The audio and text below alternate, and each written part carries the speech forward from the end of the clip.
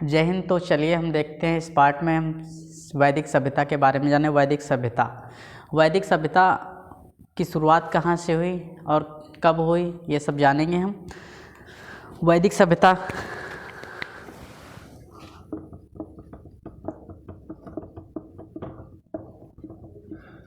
सभ्यता की शुरुआत समय माना जाता है 1500 ईसा पूर्व से 600 ईसा पूर्व। यह सभ्यता सिंधु घाटी सभ्यता के बाद में आई। सिंधु घाटी सभ्यता का पतन के बाद ये वैदिक सभ्यता का उदय हुआ। सिंधु घाटी सभ्यता का पतन कैसे हुआ? सिंधु घाटी सभ्यता बाढ़ के कारण उसका पतन हो गया। तो वैदिक सभ्यता का समय 1500 बीसी से 600 बीसी। ये जानकारी किसने दी? तो ये जानकारी मैक मुलर ने दी। तो 1500 बीसी में, करीब 1500 बीसी में जो आर्य लोग आए थे भारत में, मध्य एशिया से भारत में आए थे, तो तभी से वैदिक सभ्यता का उदय हुआ। तो आर्य आए कहाँ से थे? तो मध्य एशिया के देश जैसे ताजिकिस्तान, किर्गिस्तान, उज़्बेकिस्तान, इन देशों से आए थे लगभग। तो पहले हम जानेंगे आर्यों की भाषा कैसी थी। आर्यों की इनकी भाषा कैसी थी? इनकी भाषा संस्कृत थी। और इनका व्यवसाय क्या था? व्यवसाय इनका पशुपालन था।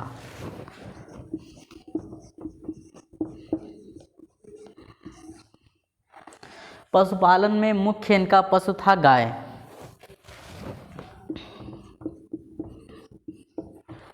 और वहाँ पर सिंधु घाटी सभ्यता में, सिंधु सभ्यता के लोगों का मुख्य व्यवसाय व्यापार था, कृषि के साथ व्यापार था।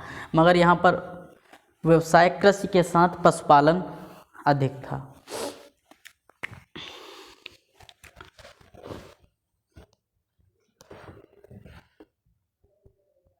इनका समाज कैसा था?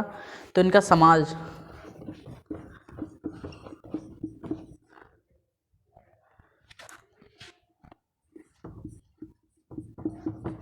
पितृसत्तात्मक था। पितृसत्तात्मक समाज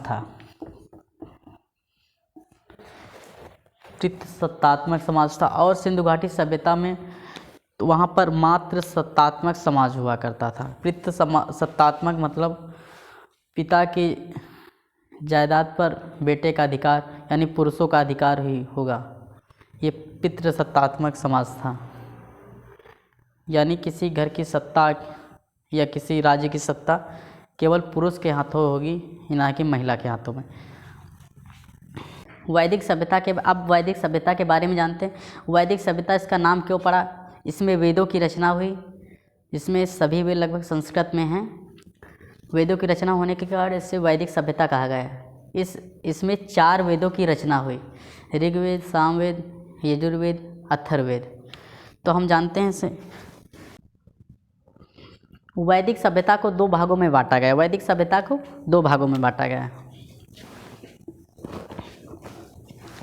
ये नंबर 1, ये नंबर 2। वैदिक सभ्यता में सबसे पहले ऋग्वेद की रचना हुई। इसलिए इसके पहले कालखंड को हम ऋग्वैदिक काल कहते हैं। ऋग्वैदिक काल। और इसके दूसरे भाग को हम उत्तर वैदिक काल कहते हैं।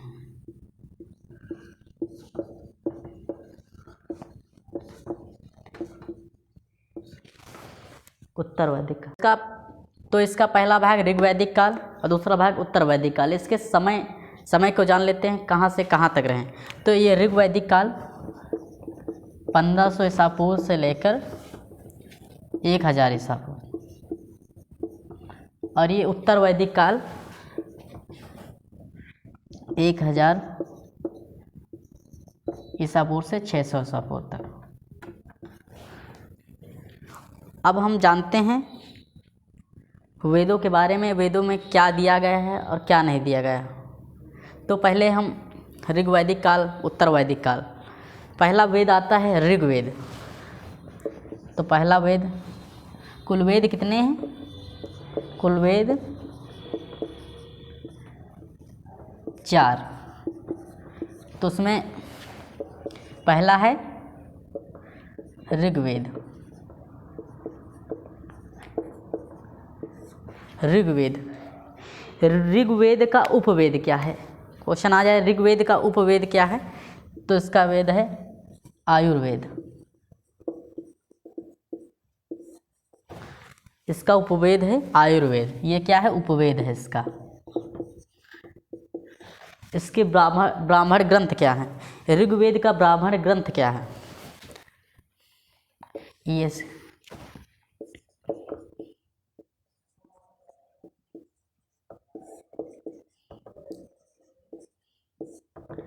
ब्राह्मण ग्रंथ। तो ब्राह्मण ग्रंथ, इनकी 2 पुस्तकें हैं। ऋग्वेद के ब्राह्मण ग्रंथ की 2 पुस्तकें हैं, ऐतरेय कौसतकी। पहली पुस्तक है ऐतरेय, दूसरी पुस्तक है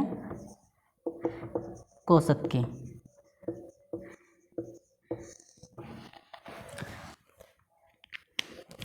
इसमें ऋग्वेद में कुल मंत्र कितने हैं? कुल मंत्र कितने हैं? मंत्र हैं 10,600। 10,600 मंत्र हैं। सूक्त कितने हैं? सूक्त कितने हैं? तो इससे ऋग्वेद में 1028 सूक्त हैं।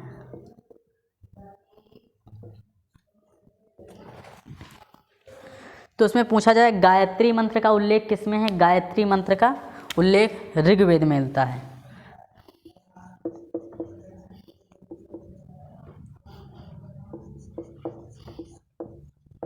गायत्री मंत्र का उल्लेख।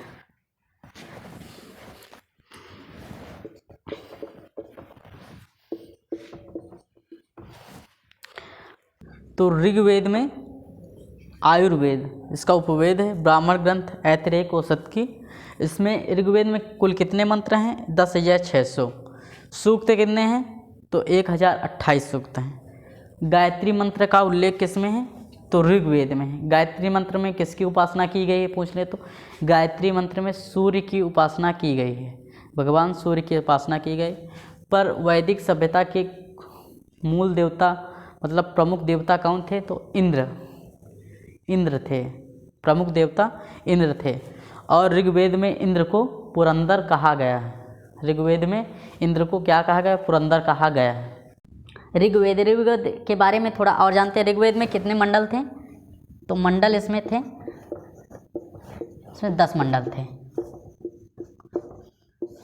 इसमें 10वें मंडल में ब्राह्मण, क्षत्रिय, वैश्य, शूद्र का वर्णन किया गया है। इसके 10वें मंडल पर आर्यों के जो समाज था 4 भागों में बटा गया था।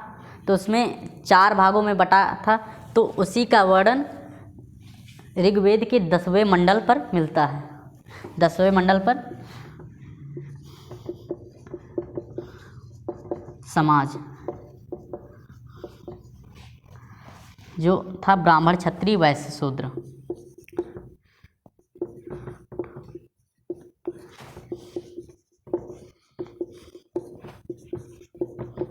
वैश्य, शूद्र। शूद्र का वर्णन था इसके 10वें मंडल पर। और आर्यों का समाज 4 भागों में बटा था। तो 4 भागों में सर्वश्रेष्ठ ब्राह्मण, उसके नीचे क्षत्रिय, उसके नीचे वैश्य और उसके नीचे शूद्र। आर्यों का जो 4 भागों में समाज था, तो शुरुआत में ऋग्वैदिक काल में तो इनका जातियों का निर्धारण इनके जन्म के आधार पर नहीं बल्कि कर्म के आधार पर होता था। कर्म के अनुसार मतलब जैसे कोई एक ही परिवार में कई जातियों के लोग रह सकते थे। जैसे कि एक परिवार में कोई टीचर हो गया तो ब्राह्मण हो गया, कोई जैसे मान ले सेना में जवान है तो वो क्षत्रिय हो गया, और कोई जैसे सेवा कर रहा है किसी की तो शूद्र हो गया, जैसे कोई व्यापार कर रहा है तो वैश्य हो गया। बल्कि उत्तर वैदिक काल में जातियों का निर्धारण जन्म के आधार पर चला आ रहा है। उत्तर वैदिक काल से जातियों का निर्धारण जन्म के आधार से चला रहा है। तो अगला हमारा वेद है सामवेद। अगला वेद है हमारा सामवेद। सामवेद, तो इसका उपवेद क्या है? इसका उपवेद है गंधर्व वेद। सामवेद में जो है संगीत के साक्ष्य सामवेद में पाए गए हैं, तो इसलिए इसका उपवेद संगीत वेद। इसके ब्राह्मण ग्रंथ जान लेते हैं। ब्राह्मण ग्रंथ, ब्राह्मण ग्रंथ कौन कौन से हैं? तो पंच ब्राह्मण ग्रंथ है इसके पंचविश, छठविश, जैमिनी। इसके ब्राह्मण ग्रंथ पंचविश, छठविश, जैमिनी। इसमें ज़्यादा कुछ नहीं है। सामवेद में संगीत का साक्ष्य और ब्राह्मण ग्रंथ पंचविश, छठविश, जैमिनी, ये 3 पुस्तकें हैं जो ब्राह्मण ग्रंथ। तो हमारा अगला तीसरा वेद, तीसरे नंबर का वेद है यजुर्वेद। यजुर्वेद, यजुर्वेद का उपवेद क्या है? यजुर्वेद का उपवेद है धनुर्वेद। इसका उपवेद, यजुर्वेद में युद्ध कला का वर्णन किया गया है इसमें, इसलिए इसे धनुर्वेद से याद कर सकते हैं। जैसे धनुष से धनुर। यह वेद गद्य और पद्य दोनों में लिखा गया है। ये गद्य और पद्य में दोनों में लिखा गया है।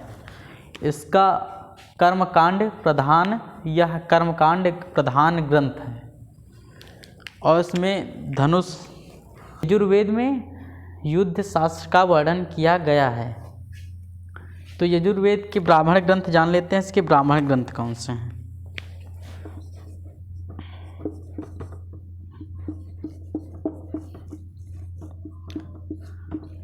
इसके ब्राह्मण ग्रंथ हैं तैत्तरीय, शतपथ। ये 2 पुस्तकें हैं यजुर्वेद की, ब्राह्मण ग्रंथ की। और यजुर्वेद में का उपवेद है धनुर्वेद, और ये गद्य और पद्य में दोनों में लिखा गया है। तो हमारा अगला वेद है अथर्ववेद। अथर्ववेद, अथर्ववेद की रचना हुई है उत्तर वैदिक काल में, और जो ऋग्वेद, सामवेद, यजुर्वेद की रचना हुई है तो वो ऋग्वैदिक काल में हुई है। इसमें ऋग्वेद की सबसे पहले रचना हुई, तो सबसे वो प्राचीन ग्रंथ हुआ, सबसे प्राचीन वेद हुआ, सबसे प्राचीन वेद हुआ। और सबसे बड़ा वेद पूछे तो भी ऋग्वेद है, लेकिन अथर्ववेद की रचना उत्तर वैदिक काल में हुई, और वो ऋग्वेद, सामवेद, यजुर्वेद की रचना ऋग्वैदिक काल में हुई। तो अथर्ववेद का उपवेद क्या है? तो इसका उपवेद है शिल्पवेद। शिल्पवेद इसका उपवेद। इसका ब्राह्मण ग्रंथ क्या है?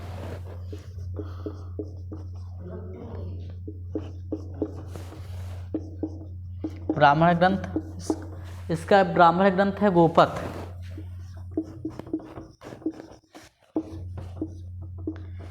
अथर्ववेद में कला शास्त्र का वर्णन किया गया है, और इसमें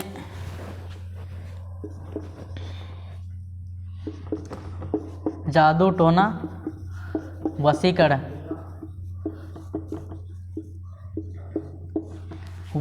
का जादू टोना वशीकरण का वो वर्णन किया गया है अथर्ववेद में। अथर्ववेद के बारे में एक बार फिर से, अथर्ववेद का उपवेद है शिल्पवेद। इसके ब्राह्मण ग्रंथ हैं गोपथ। इसमें जादू टोना वशीकरण, प्रेम विवाह का वर्णन किया गया है। जिससे इसका कला शास्त्र का वर्णन इसी में मिलता है। जादू टोना वशीकरण के जो मंत्र वंत्र हैं अथर्ववेद में मिलते हैं। और इसके बाद हम पुराणों के बारे में जानते हैं, जिसे हम वेदों का वेद कहते हैं। वेदों के वेद को हम पुराण कहते हैं। अब पुराणों की संख्या कितनी है? इसकी संख्या है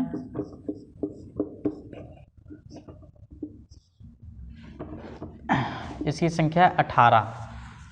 तो इनकी भाषा भी संस्कृत है। सबसे पुराना पुराण पूछ लें तो सबसे पुराना या प्राचीन पुराण है मत्स्य पुराण।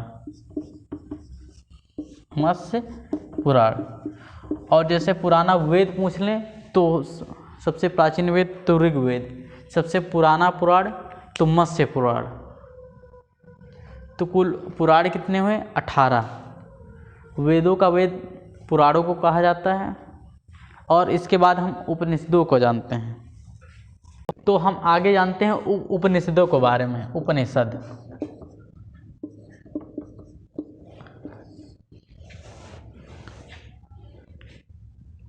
उपनिषदों की संख्या कितनी है? तो उपनिषदों की इनकी संख्या है 108। 108 उपनिषद है। तो इसमें एक इम्पॉर्टेंट क्वेश्चन है, सत्यमेव जयते किस उपनिषद से लिया गया है? सत्यमेव जयते किस उपनिषद में है? सत्यमेव जयते। तो ये मुंडक को उपनिषद से लिया गया है। मुंडको उपनिषद। सत्यमेव जयते का वर्णन मुंडको उपनिषद में है। उपनिषदों की संख्या 108 है, पुराणों की संख्या 18 है और वेदों की संख्या 4 है। तो हम जानेंगे थोड़ा वेदांगों के बारे में। वेदांगों की संख्या कितनी है? वेदांगों की संख्या इनकी 6। इनकी संख्या वेदांगों की संख्या 6, उपनिषदों की संख्या 108। तो इसी के साथ हमारा ये टॉपिक समाप्त होता है। तो आज हमने क्या क्या पढ़ा? जैसे वेदों की संख्या कितनी हुई? तो 4 हुई। ऋग्वेद, सामवेद, यजुर्वेद, अथर्ववेद। ऋग्वेद का उपवेद क्या है? तो आयुर्वेद। सामवेद का उपवेद क्या है? सामवेद का तो गंधर्व वेद या संगीत वेद। संगीत का साक्ष्य, संगीत का वर्णन, भारतीय संगीत का मूल किसे कहा जाता है? तो सामवेद को कहा जाता है। इसके बाद यजुर्वेद में इसका उपवेद है धनुर्वेद। धनुर्वेद में युद्ध शास्त्र का वर्णन किया गया है। और इसके बाद अथर्ववेद में जादू टोना वशीकरण और का वर्णन किया गया है कि और जैसे हो गया आर्य कहाँ से आए? तो मध्य एशिया से आए। इसकी जानकारी किसने दी? तो मैकमुलर ने दी। और आर्य भारत में कब आए थे? तो आर्य भारत में आए थे 1500 ईसा पूर्व। आर्य आकर कहाँ बसे थे? तो आर्य आकर हमने नहीं बताया। तो आर्य आकर सप्त सैंधव प्रदेश में बसे थे। इसमें 7 नदियाँ थीं, चिनाब, सरस्वती, झेलम, व्यास, सतलुज, सिंधु, रावी। 7 नदियों के किनारे बनाकर जिस क्षेत्र में आर्य आकर बसे थे उन्हें हम सप्त सैंधव प्रदेश कहते हैं। इसके बाद हम पुराणों की संख्या बता दिए 18 है। सबसे पुराना पुराण मत्स्य पुराण है। और उपनिषदों की संख्या 108। इसमें सत्यमेव जयते मुंडको उपनिषद से लिया गया है।